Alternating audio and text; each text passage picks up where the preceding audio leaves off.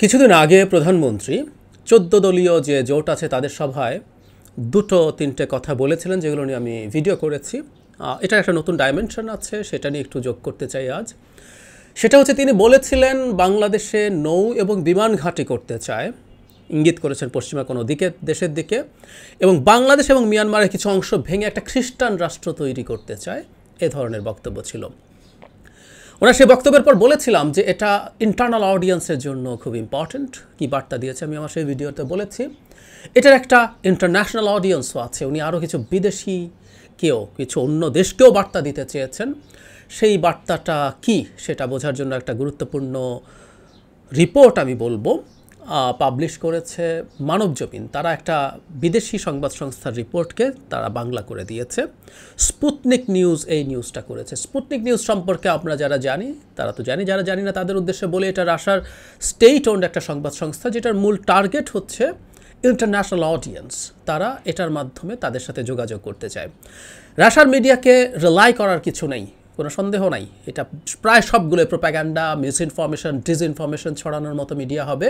কিন্তু এই রিপোর্টটাকে আমি গুরুত্ব দিতে চাই, কারণ এই রিপোর্টের মধ্যে আওয়ামী লীগের লোকজন কথা বলেছে এবং তারা যা বলতে চেয়েছে সেটা দিয়ে আসলে তারা কি মার্কেটে নিতে চায়। আবার স্পুটনিকও বা কেন এটাকে এত গুরুত্ব দিয়ে নিউজ করলো, সেই জিনিসগুলো বুঝতে হবে, তাতে এর ইন্টারন্যাশনাল ডাইমেনশনটাও বোঝা যাবে।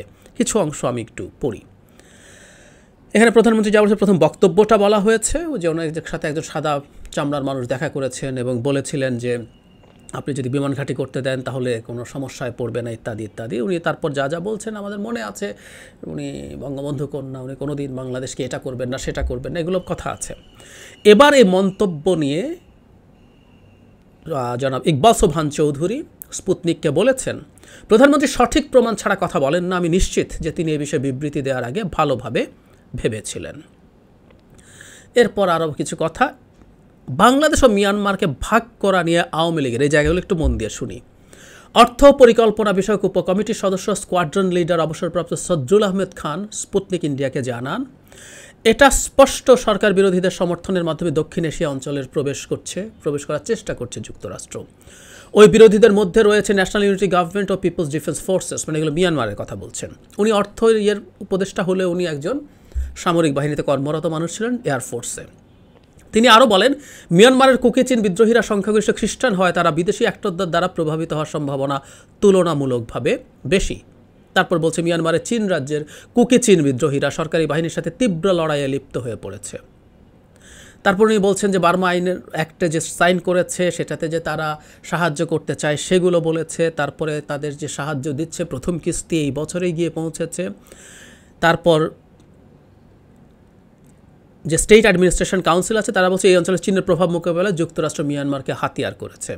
সদরুল আহমেদ খান উল্লেখ করেন যে কুকিচিন বিদ্রোহীরা আমেরিকার নিরঙ্কুশ সমর্থন বাংলাদেশ এবং মিয়ানমারের পাশাপাশি ভারতের নিরাপত্তাকেও ঝুঁকির মুখে ফেলছে।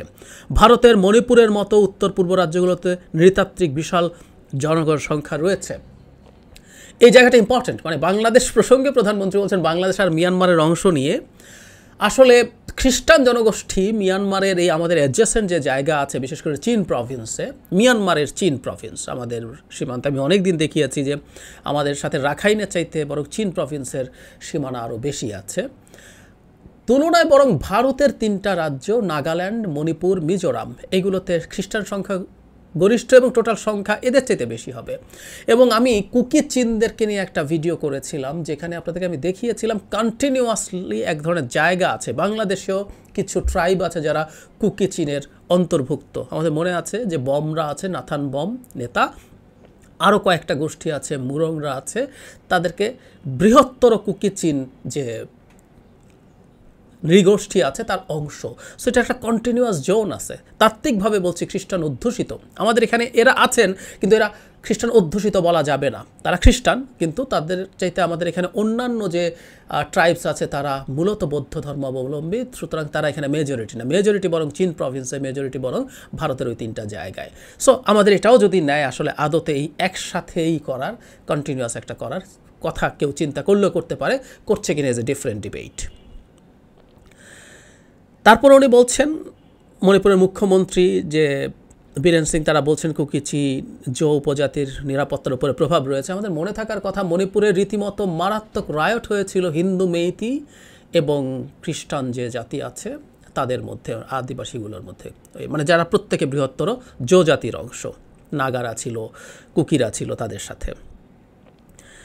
চৌধুরী হাইলাইট করেন যে শেখ হাসিনার অধীনে, এই জায়গাটা খুব ইম্পর্টেন্ট, নিরাপত্তা সংক্রান্ত বিষয়সহ ভারত বাংলাদেশ সম্পর্কের সার্বিক উন্নতিতে ভারতের উত্তর পূর্ব অঞ্চল উপকৃত হয়েছে। তার মানে বাংলাদেশ না, এই যে বাংলাদেশ মিয়ানমার নিয়ে যেটা হচ্ছে, এটাকে আওয়ামী লীগের ওই নেতা বলছেন, উপকমিটির সদস্য বলছেন, এটা ভারতেরও নিরাপত্তা মাথা ব্যথার বিষয়, মানে ভারত হচ্ছে টার্গেট, ভারত হচ্ছে অডিয়েন্স।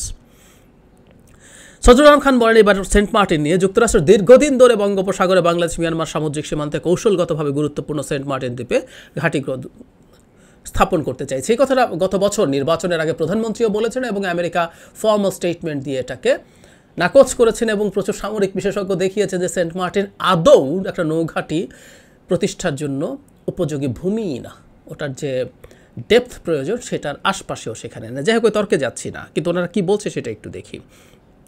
তিনি বলেন শান্তিরক্ষা কার্যক্রম, মানবিক সহায়তা কিংবা লজিস্টিক মহড়া তারা সব ধরনের দিতে প্রস্তুত। তবে যুক্তরাষ্ট্র দীর্ঘদিন ধরে সেন্ট মার্টিন দ্বীপে নৌঘাঁটি স্থাপন করতে চাইছে। বাংলাদেশ এই ধরনের সামরিক উচ্চাকাঙ্ক্ষা নিন্দা করে, কারণ বিষয়টি আমাদের সার্বভৌমত্বকে ধ্বংস করবে এবং দক্ষিণ এশিয়ার শান্তি ও স্থিতিশীলতাকে প্রভাবিত করবে।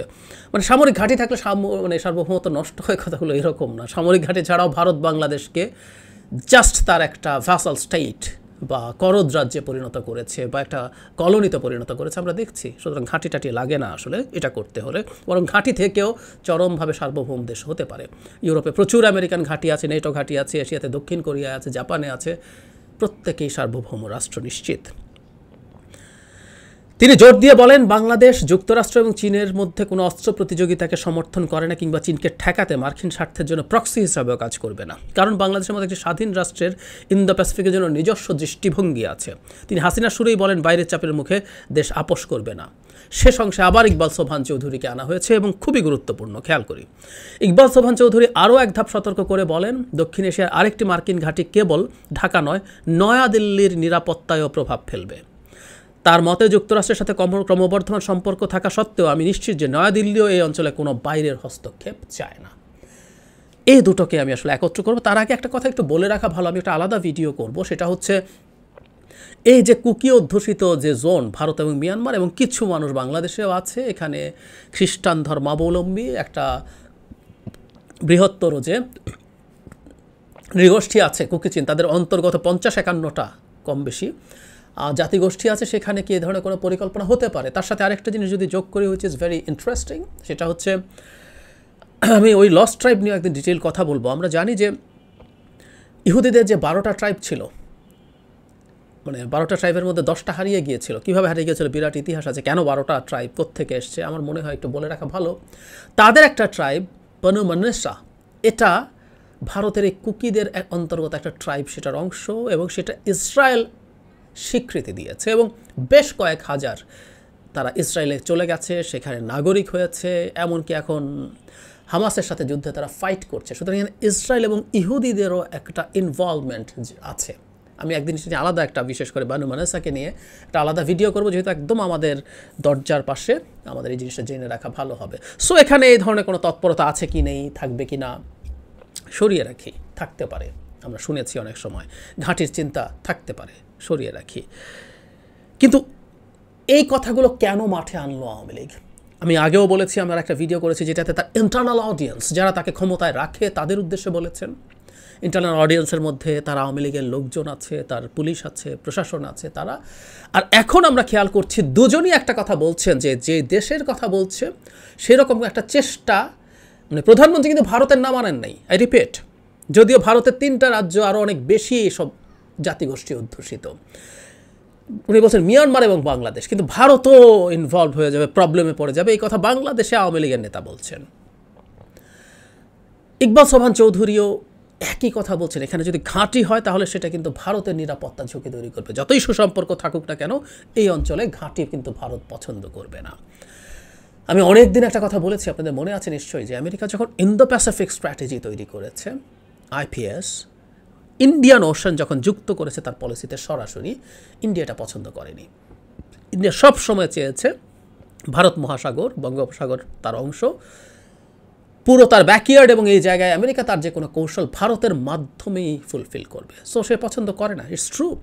এবং এই দুই আওয়ামী নেতা আসলে এটাকে মাঠে ছাড়ছেন, ভারতকে বলছেন দেখো আমেরিকা কিন্তু আমাদের কাছে এটা চাইছে। সুতরাং আমেরিকার সাথে ভারতের যত দূরত্ব থাকবে সেটা কিন্তু স্ট্র্যাটেজিক্যালি আওয়ামী লীগের জন্য ভালো। আমেরিকা যখনই কোনো পদক্ষেপ নিতে চাইবে তখনই আওয়ামী লীগ ওই জুজুটা তৈরি করতে পারবে, আমাকে কিন্তু ফেলছে ভারত, ও কিন্তু এখানে ঘাঁটি করবে, ও এখানে খ্রিস্টান রাষ্ট্র বানাবে, তোমার কিন্তু খবর আছে। সুতরাং এই চেষ্টার উদ্দেশ্য হিসাবে এক্সটার্নাল অডিয়েন্স মানে ভারতের জন্য প্রধানমন্ত্রী এই কথাগুলো বলেছেন, তার নিজস্ব চ্যানেলে তো বলেছেনই, এখন সামনাসামনি বলেছেন। এগুলো তথ্যগুলো কতটুকু কি আছে সেটা নিয়ে আমরা এটা ক্রেডিবিলিটি নিয়ে আলোচনা না করি, কিন্তু আমাদের পাবলিক স্ফিয়ারে এই তথ্যগুলো এসছে। সুতরাং এগুলোর অডিয়েন্স হচ্ছে ভারতকেই মেসেজ দেয়া। আর শুধু ভারতকেও মেসেজ দেয়া না, এই অঞ্চলে আমেরিকা ভারতের উপরে চাপ তৈরি করতে যাচ্ছে, আমেরিকা নিজের একটা স্থায়ী পরিস্থিতি তৈরি করতে যাচ্ছে, ঘাঁটি তৈরি করতে যাচ্ছে। এটা রাশিয়ার জন্য ভালো খবর না নিশ্চয়ই, কারণ মিয়ানমারে রাশিয়া প্রচুর বড় খেলোয়াড়, ওখানে বিরাট বড় খেলোয়াড়। যখন সে সামরিক জান্তার উপরে যখন মানে ইউরোপ এবং আমেরিকা মানে নানান রকম এম্বার্গো দিল, অস্ত্র বিক্রি করছিল, তখন চায়না, রাশিয়া এমন ভারত অস্ত্র বিক্রি করেছে। রাশিয়া এখানে লিডিং অস্ত্র বিক্রেতাদের একজন। রোহিঙ্গা ম্যাসাকার যে হলো, চীনের সাথে সাথে বেশ কয়েকবার ভেটো দিয়েছে রাশিয়া। আমরা রাশিয়াকে সমর্থন করি ইউক্রেনের কারণে, অথচ আমার ঘাড়ে যে বিপদ রোহিঙ্গা বিপদ আরও নতুন করে কতটুকু খারাপের দিকে যাচ্ছে ফিনান্সিয়াল কারণে, সেটা নিয়েও কথা বলবো, নতুন খবর আছে। সেটার সাথে রাশিয়া ইনভলভ, কিন্তু রাশিয়াকে আমরা আবার খাতির করি। আমাদের অনেকের বিরাট হিরো হয়েছে অত্যন্ত নোংরা ভ্লাদিমির পুতিন। এই অত্যন্ত নোংরা কথাটা প্ল্যান করে বলেছি, আপনাদের অনেকের ভালো লাগবে না, কিন্তু আমি বলছি। যাই হোক, যে কথাটা বলতে যাচ্ছিলাম সেটা হলো রাশিয়া এখানে আছে, এবং রাশিয়াও সব স্বাভাবিকভাবে আমেরিকা এখানে তার অবস্থান তৈরি করছে, এটা তার জন্য বিপদের জায়গা হবে, সে পছন্দ করবে না। সে তার স্পুতনিক নিয়ে এটা নিয়ে রিপোর্ট করেছে এবং এটাও সে লুফে নিয়েছে। সুতরাং এই তথ্য রাশিয়াকেও সরকারের আরও পাশে এনে দাঁড় করাতে সাহায্য করবে। সব কিছু যদি আমরা একসাথে করি তাহলে এটা ইন্টারন্যাশনালি সরকারের জন্য একটা বড় গেইন আনতে পারে, মনে করেই কথাগুলো মাঠে ছাড়া হয়েছে। গৌণ বা কিছুটা কম ইম্পর্টেন্ট কারণ রাশিয়া, টু সাম এক্সটেন্ট চায়নাও হতে পারে যে আমেরিকা দেখো এগুলো করছে, কিন্তু ভারতকেই ভীত করে তুলতে চাইছে সরকার। ভারতের সাথে আমেরিকার বাংলাদেশ পলিসিতে যাতে কোনো দিন কোনো রকম কনভার্জেন্স না হয়, মিল না হয়, সেটা তারা অ্যাট এনি কস্ট ঠেকাতে চাইছে।